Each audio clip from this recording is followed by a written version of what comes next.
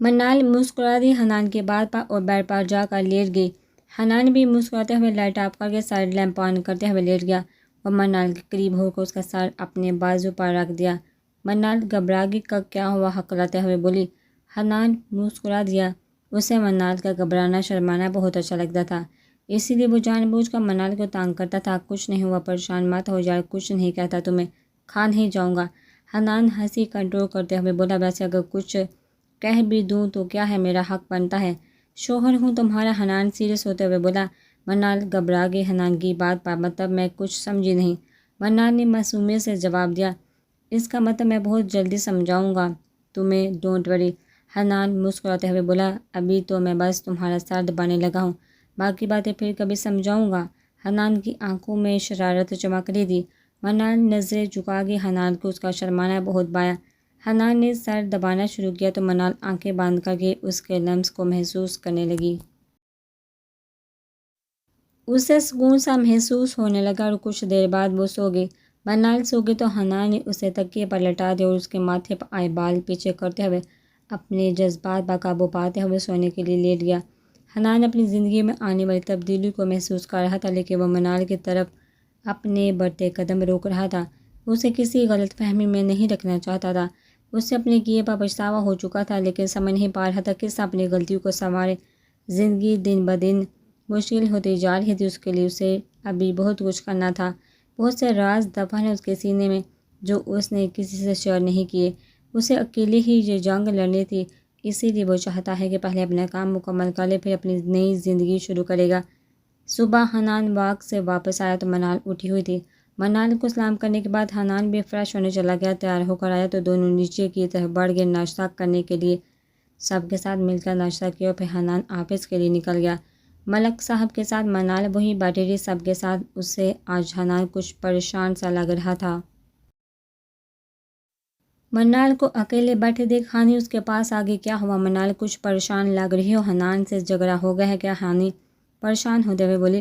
نہیں ایسا کچھ نہیں ہے ہانی، سب ٹھیک ہے، تمہیں ایسے ہی غلط فہمی ہو رہی ہے، منال جلدی سے بولی۔ حیدر نے منال کے ساتھ ہانی کو بیٹھے دیکھا تو اسے حیرت کا جھٹکا لگا۔ وہ جلدی سے وہاں آ گیا، ہر ہاتھ سے کسی چیز کو اڑانے کی کوشش کرنے لگ پڑا، ایسے جیسے کبوتر اڑا رہا ہو، اور ایسے ہی کرتے اس کا ہاتھ ہانی کی ناک پر لگ گیا۔ وہ چلاتے ہوئے اپنی ناک پکڑ کر رہ گئی۔ جب سنبھلی تو تیزی سے حیدر کی طرف بڑھی، اس کے بال پکڑ لیے زور سے۔ تمہارا مسئلہ کیا ہے حیدر؟ آج میں تمہیں نہیں چھوڑوں گی۔ حیدر بھی کہاں پیچھے رہنے والا تھا، اس نے بھی ایک ہاتھ سے ہانی کے بال اپنی مٹھی میں بھینچ کر کھینچے۔ جنگلی کہیں کہ آج تمہاری ٹینڈ کر دوں گا میں، حیدر ہانی کے بال کھینچتے ہوئے بولا۔ ہانی چیخنے لگ پڑی، چھوڑو میرے بال حیدر، وہ چیختے ہوئے بولی، لیکن حیدر نے چھوڑنے کی بجائے اور زور سے اس کے بال کھینچے۔ منال آگے بڑھی دونوں کے بال چھڑوانے کے لیے، لیکن نہ تو ہانی اس کے بال چھوڑ رہی تھی اور نہ ہی حیدر چھوڑنے کو تیار تھا۔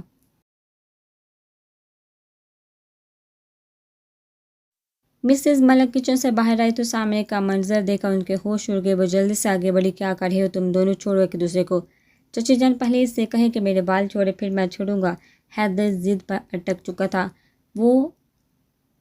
اور ہانی کی بھی یہی ڈیمانڈ تھی۔ آخرکار ہانی نے ہار مانتے ہوئے اپنی گرفت ڈھیلی کرتے ہوئے حیدر کے بال چھوڑ دیے۔ حیدر کی گرفت بھی ڈھیلی پڑی، لیکن اس نے چھوڑنے سے پہلے زور سے ایک بار پھر سے بال کھینچتے ہوئے چھوڑ دیے۔ جنگلی حیدر اپنے بال سیٹ کرتے ہوئے بولا، تم کیا ہو، تمہیں اتنی بھی تمیز نہیں کہ لڑکیوں سے کیسا سلوک کرتے ہیں؟ ہانی اپنا سر تھامے چلاتے ہوئے بولی، تم لڑکی نہیں ہو، پاگل ہو، تمہیں تو مینٹل ہاسپٹل ایڈمٹ ہونا چاہیے، تم کسی کی بھی ٹینڈ کر سکتے ہو۔ حیدر بھی اسی کے انداز میں بولا، ہانی بیٹا تم اوپر جاؤ۔ مسز ملک نے ہانی کو اوپر جانے کو کہا کہ کہیں پھر سے یہ دونوں گتھم گتھا نہ ہو جائیں۔ منال دور کھڑی اس سچویشن کو سمجھنے کی کوشش کر رہی تھی۔ ہانی اوپر بھاگ گئی حیدر کو گھورتے ہوئے۔ حیدر جیسے ہی پیچھے مڑا، ایک لڑکی اس کی طرف دیکھ کر ہنسی سے لوٹ پوٹ ہو رہی تھی۔ حیدر کو اس کی دماغی حالت پر شک ہوا۔ مسز ملک جلدی سے اس کی طرف بڑھی، ارے پڑی تم کب آئی؟ السلام علیکم آنٹی، وہ اپنی ہنسی دباتے ہوئے بولی۔ آنٹی آج سنڈے کو میری برتھ ڈے پارٹی ہے، اسی کا انویٹیشن دینے آئی تھی آپ کو، میں نے سوچا سب سے پہلے آپ کو انوائٹ کروں۔ تھینک یو سو مچ بیٹا، آؤ بیٹھو نا، آؤ سب سے ملواتی ہوں تمہیں، یہ حیدر ہے، بڑے بھائی صاحب کا بیٹا۔ مسز ملک کے سامنے حیدر ہی نظر آیا۔ سب سے پہلے تو اسی کا تعارف کروا دیا۔ سوفنی بڑی ہنستے ہوئے بولی۔ وہ حیدر کو دیکھ کر اپنی ہنسی کنٹرول ہی نہیں کر پا رہی تھی۔ کیوں میرے چہرے پر کوئی جاگ لکھا ہوا ہے جو فنی نظر آ رہا ہوں میں؟ حیدر ساری تمیز بھول کر بولا۔ اس سے اب غصہ آ رہا تھا۔ یہ تو تم شیشے میں جا کر دیکھو، خود پتہ چل جائے گا کہ مسز ملک کہہ کر ہنستے ہوئے آگے بڑھ گئی۔ پری بھی ہنستے ہوئے آگے بڑھ گئی۔ پری کو منال سے ملوانے لگ پڑی۔ پری یہ تمہاری بھابھی ہے، اس گھر کی اکلوتی بہو، حنان کی وائف، اور منال یہ پری ہے، ہمارے ساتھ والے گھر میں رہتی ہے اپنی فیملی کے ساتھ۔ 1 سال ہوا ہے ان کو یہاں شفٹ ہوئے۔ تم دونوں بیٹھو، میں آتی ہوں۔ منال اور پری دونوں باتیں کرنے میں مصروف ہو گئی۔ حیدر اپنے کمرے کی طرف بڑھ گیا۔ شیشے میں دیکھا تو پہلے تو غصے سے برا حال ہوا اس کا، پھر خود ہی حالت پر ہنس پڑا اور اپنے بال سیٹ کرتے ہوئے نیچے کی طرف بڑھ گیا اور باہر کی طرف بڑھ گیا۔ پری کے لیے مسز ملک ناشتہ لے کر آئی، لیکن پری نے بس جوس پیا اور جانے کے لیے اٹھ کھڑی ہوئی۔ تھینک یو آنٹی، میں ناشتہ کر کے آئی تھی، اب چلتی ہوں۔ ماما ویٹ کر رہی ہوں گی۔ ٹھیک ہے بیٹا، جاؤ۔ دھیان سے پری خدا حافظ کہتے ہوئے مسکراتے ہوئے باہر کی طرف بڑھ گئی۔ باہر حیدر کو دیکھا تو اپنی ہنسی کنٹرول کرتے ہوئے آگے بڑھ گئی، لیکن جانے سے پہلے مڑ کر حیدر کی طرف دیکھتے ہوئے انگوٹھے سے اشارہ کیا کہ اچھے لگ رہے ہو، اور گیٹ کھول کر باہر نکل کے حیدر بالوں میں ہاتھ پھیرتے ہوئے خود بھی مسکرا دیا۔ ہانی اس کے بعد کمرے سے باہر نہیں نکلی تھی۔ احسن بہت جلدی نکل گیا تھا ہاسپٹل کے لیے۔ سب باہر آ کر بیٹھ گئے دھوپ میں۔ حنان آج لنچ ٹائم پر گھر بھی نہیں آیا تھا اور نہ ہی اس کی کال آئی تھی صبح سے منال کو۔ دوپہر کا کھانا کھانے کے بعد منال میڈیسن کھانے کے لیے اوپر کمرے میں گئی۔ فون چیک کیا لیکن حنان کی کوئی کال نہیں تھی۔ منال نیچے کی طرف بڑھ گئی۔ حنان 5 بجے گھر آتے ہی اپنے کمرے کی طرف بڑھ گیا۔ سب کو سلام کرتے ہوئے منال بھی اس کے پیچھے کمرے میں چلی گئی۔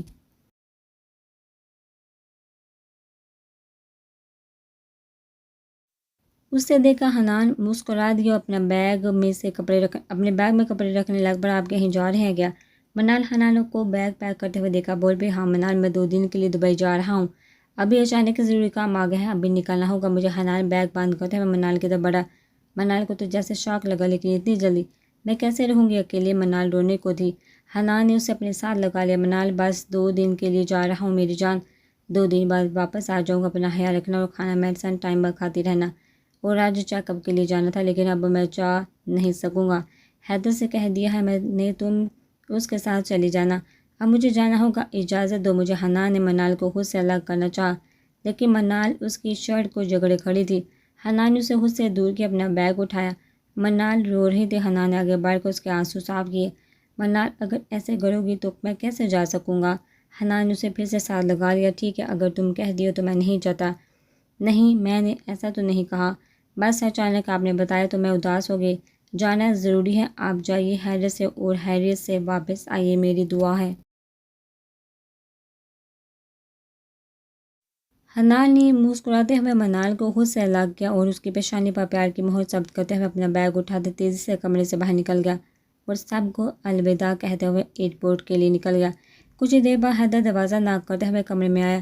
بھابھی چلیے پھر ہاسپٹل، حنان نے مجھ سے کہا تھا آپ کو لے کر جانے کے لیے، میں نیچے انتظار کر رہا ہوں آپ کا، کہتے ہوئے حیدر کمرے سے باہر نکل گیا۔ کچھ دیر بعد منال نیچے آئی تو مسز ملک سے اجازت لیتے ہوئے حیدر کے ساتھ چلی گئی۔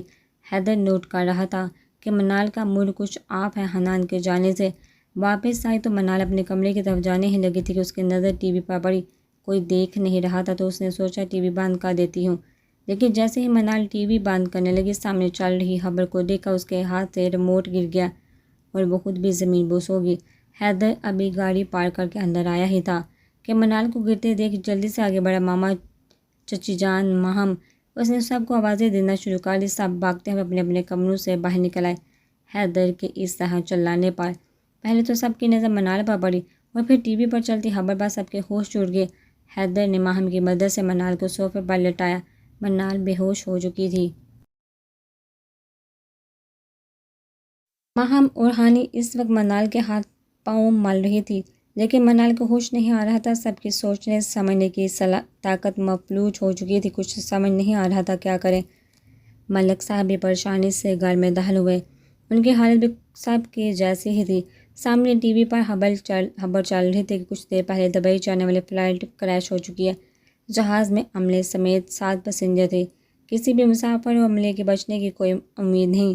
لوگ اپنے پیاروں کو ڈھونڈنے ایئرپورٹ پہنچ رہے ہیں تاکہ ان کی کوئی خبر مل سکے۔ حیدر نے آگے بڑھ کر ٹی وی بند کر دیا۔ آپ لوگ پریشان نہ ہو سکتا ہے یہ کوئی اور فلائٹ ہو، حنان کی فلائٹ پہلے جا چکی ہے یا ابھی گئی ہی نہ ہو۔ حیدر صاحب کو تسلی دینے کی کوشش کر رہا تھا، لیکن سب اپنی اپنی جگہ پر ایسے کھڑے تھے جیسے جہاں ہو ہی نہ۔ چچی جان آپ بیٹھیے۔ جہاں حیدر نے آگے بڑھ کر مسز ملک کو صوفے پر بٹھایا۔ ماما، بابا، چاچو اب سب سنبھالیے اپنے آپ کو، حیدر چلا رہا تھا۔ حیدر نے جلد سے ہمت کا مظاہرہ کرتے ہوئے احسن کو فون کر کے جلدی گھر آنے کا کہا۔ احسن پریشانی میں جلدی گھر آ گیا۔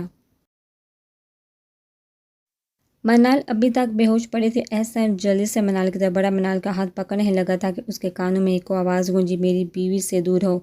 احسن نے زور سے آنکھیں میچی اور منال کا ہاتھ تھام کر چیک اپ کرنے لگ پڑا۔ نبض بہت آہستہ چل رہی تھی۔ احسن کے دل کی دھڑکن تیز ہو چکی تھی۔ وہ منال کو اٹھاتے ہوئے تیزی سے باہر کی طرف بھاگا۔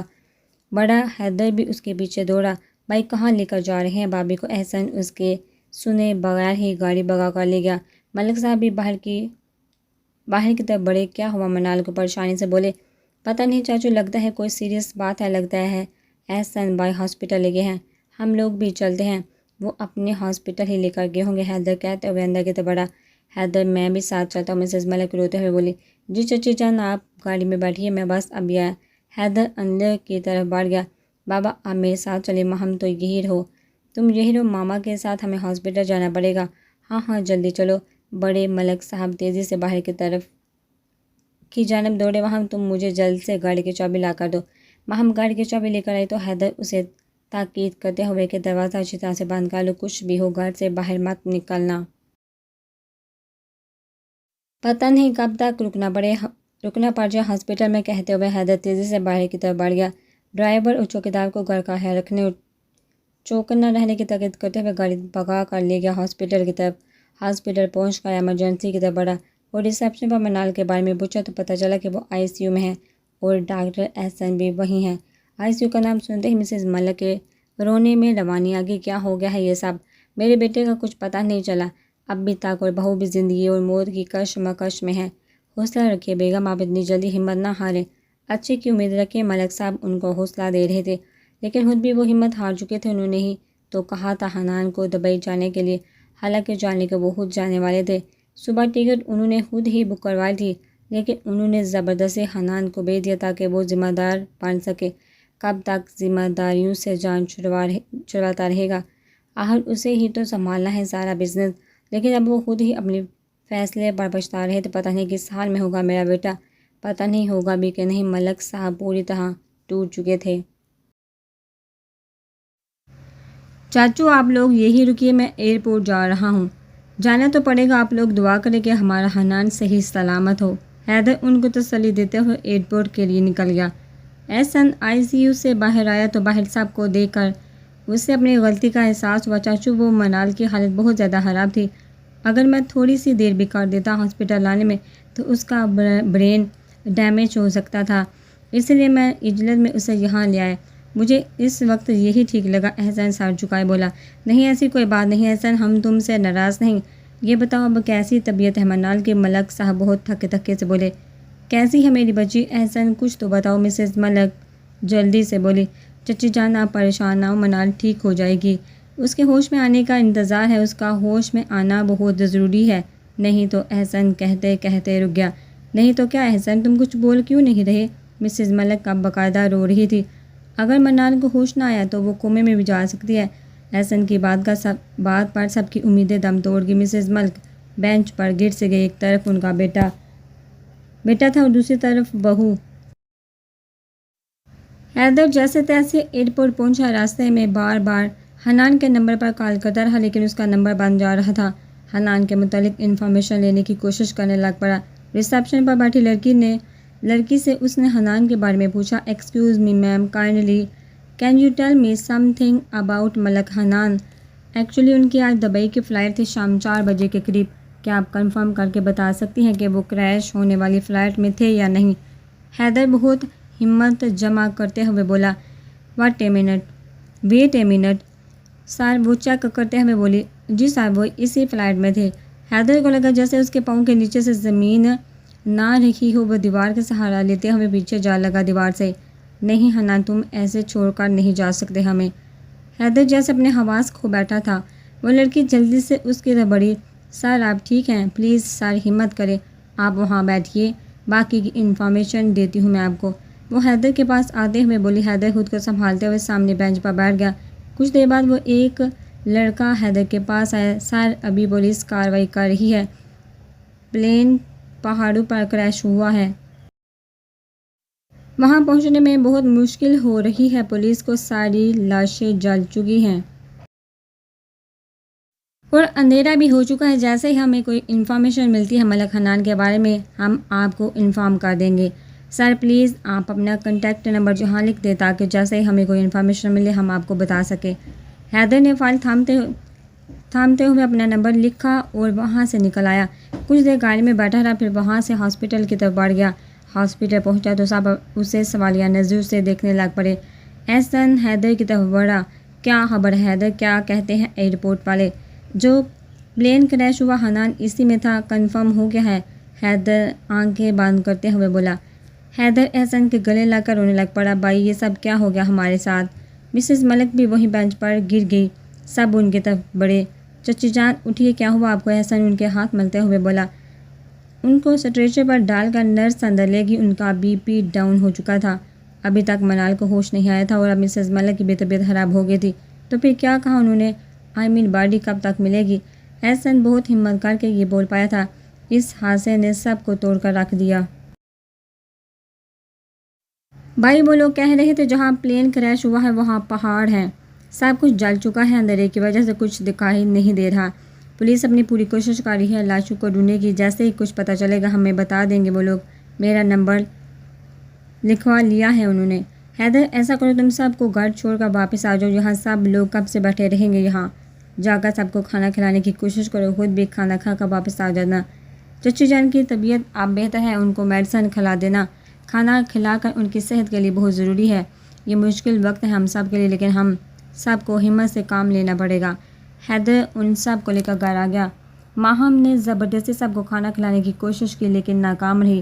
سب اپنے اپنے کمروں میں چلے گئے، لیکن مسز ملک کو اس نے زبردستی تھوڑا سا کھانا کھلا کر دوائی کھلا کر کمرے میں چھوڑ آئی۔ حیدر نے ایئرپورٹ والی ساری بات ماہم کو بتا دی اور منال کی حالت کے بارے میں بتایا۔ ماہم کو بہت دکھ ہوا منال کے لیے، اسے اپنا کل والا رویہ یاد آیا تو روتے ہوئے اپنے کمرے کی طرف بڑھ گئی۔ حیدر بھی ماہم کے پیچھے اس کے کمرے میں چلا گیا۔ ماہم پلیز چپ ہو جاؤ، سنبھالو خود کو، اگر ہم سب ہار مان گئے تو بھابھی کو کون سنبھالے گا؟ اور چچی جان ان کی حالت تو دیکھی ہے نا تم نے، اور دادو پتہ نہیں ان پر کیا بیتے گی جب ان کو پتہ چلے گا اس بارے میں۔ حنان کو وہ ہم تینوں سے زیادہ پیار کرتی تھی، تم ایسا کرو دادو کے پاس چلی جاؤ اور دھیان رکھنا ان کو اس بارے میں کچھ نہ پتہ چلے۔ اچھا اب میں چلتا ہوں، احسان بھائی وہاں اکیلے ہیں ہاسپٹل میں۔ ٹھیک ہے تم جاؤ، دھیان سے مجھے منال کے بارے میں بتاتے رہنا، جیسے اس کو ہوش آئے مجھے بتا دینا، میں دادو کے پاس جا رہی ہوں۔ حیدر ہاسپٹل کی طرف بڑھ گیا اور ماہم دادو کے پاس چلے گئی۔ وہ دوائیوں کے زیر اثر سو رہی تھی، ماہم وہیں ان کے پاس لیٹ گئی۔ ہانی بھی اپنے کمرے میں روتے روتے سو چکی تھی، اس نے تو اپنے مستقبل کے خواب سجا رکھے تھے حنان کے ساتھ، لیکن یہ سب کیا ہوگا ایسا تو اس نے کبھی سوچا بھی نہیں تھا۔ حیدر ہاسپٹل پہنچا تو منال کی حالت ابھی بھی ویسی ہی تھی، ابھی تک اسے ہوش نہیں آیا تھا۔ ملک صاحب کمرے میں ٹہلتے رہے ساری رات۔ مسز ملک کو ماہم نے نیند کی گولی کھلا دی تھی حیدر کے کہنے پر تاکہ وہ سو جائیں، اگر جاگتی رہتی تو سوچ سوچ کر طبیعت خراب ہی رہتی ان کی۔ ملک صاحب پر سوچوں کا سمندر ٹوٹ چکا تھا۔ کاش میں نے حنان کو بھیجا ہی نہ ہوتا، اس کی جگہ میں چلا جاتا تو آج میرا لہتے جگر میرا حنان زندہ ہوتا۔ ان کی آنکھوں سے آنسو نکل رہے تھے۔ ایک ہی تو بیٹا تھا ان کا ملک حنان، جو ان کا غرور تھا۔ تھوڑا لاپرواہ ضرور تھا، لیکن کام کے معاملے میں اس نے اپنے باپ کا سر کبھی جھکنے نہیں دیا تھا۔ وہ اس کے سامنے تو کبھی اس کی تعریف نہیں کرتے تھے، لیکن دوسروں کے سامنے فخر سے اپنے بیٹے کی تعریف کرتے۔ ان کا ہر وقت کا ڈانٹنا ڈپٹنا تو بس اسے ذمہ دار بنانے کے لیے تھا، ورنہ اندر سے تو آج بھی وہ حنان کو ایسے ہی پیار کرتے تھے جب وہ چھوٹا تھا۔ ثانیہ کے بعد 7 سال بعد اللہ نے ان کو پیارے سے بیٹے سے نوازا تھا، اور چھوٹا اور لاڈلا ہونے کی وجہ سے ہی تو اس کی ہر ضد پوری کی جاتی تھی۔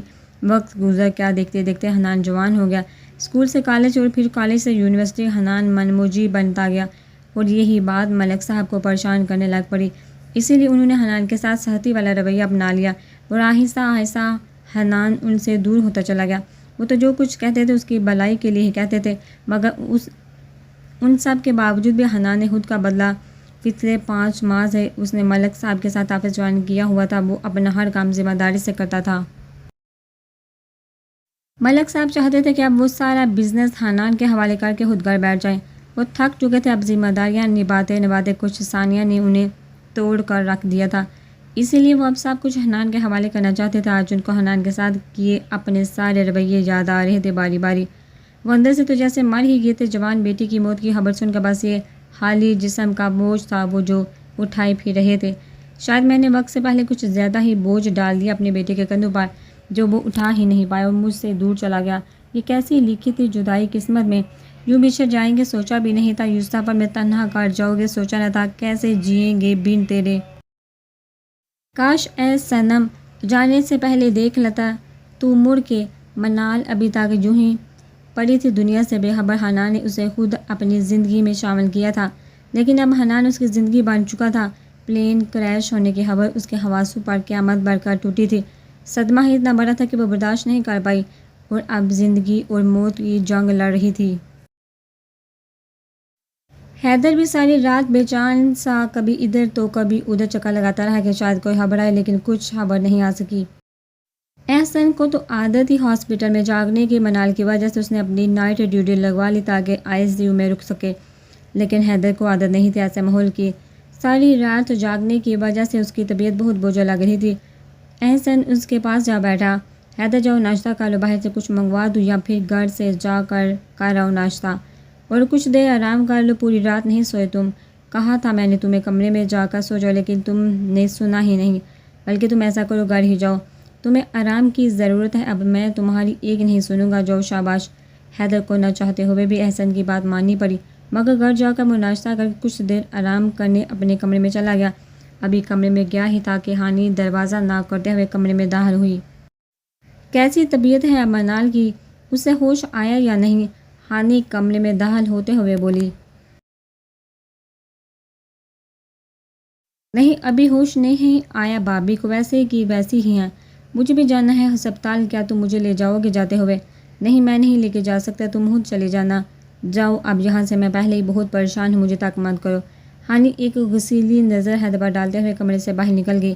حیدر دوبارہ ہاسپٹل چلا گیا۔ دوپہر کو مسز ملک اور ملک صاحب پہلے ہی ہاسپٹل پہنچ چکے تھے۔ پورا دن یوں ہی ان کا ہسپتال میں گزر گیا۔ حیدر بار بار اپنا فون چیک کرتا کہ شاید کوئی کال آ جائے ہاسپٹل سے، لیکن ابھی تک ان کی کوئی کال نہیں آئی۔ آخرکار شام کو منال کو ہوش آ ہی گیا۔ نرس ان کے پاس آئی۔ آپ کی پیشنٹ کو ہوش آ گیا ہے، حنان کون ہے؟ پیشنٹ بار بار حنان کا نام لے رہی ہیں، آپ ان کو اندر بھیج دیں۔